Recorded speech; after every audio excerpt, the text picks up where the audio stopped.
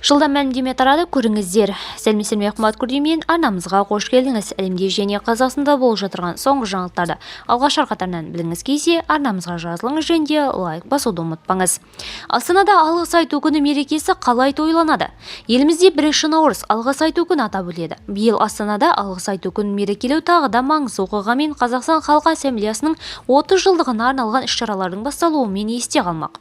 Мерейлі датаға орай Астанада ондаған түрлі спорттық, мәдени және танымдық шаралар өтеді деп хабарлайды елорда әкімдігінің ресми сайты.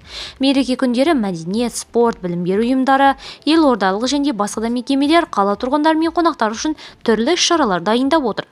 Алғыс айту күніне орай Астанада салт-дәстүрлер мен алғыс айтудың түрлі тәсілдерін дамытуға бағытталған тақырыптық көрмелер, балалар мен оқушыларға арналған тәрбие сағаттары өтіп жатыр.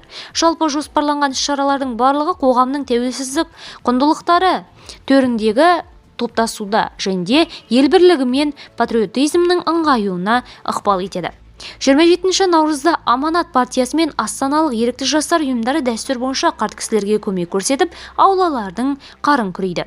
Дәл осы күні қарттар үйінде дәстүрлі қайырымдылық акциясы өтеді. Жұртшылық үшін концерт ұйымдастырылып, этномәдени бірлестіктердің ұлттық тағамдардан дәм тартады. Сондай-ақ 27 ақпанда елорданың нөмір 43 мектепте әлеуметтік аз қамтылған отбасылардан шыққан балаларға арналған бірлік пен ынтымақтастыққа 30 жыл атты қайырымдылық акциясы өтеді. Видеомыз кеңінен таралу үшін лайк басып жақындарыңызға таратып қойды ұмытпаңыз. Бізді бақылауды жалғастырыңыз.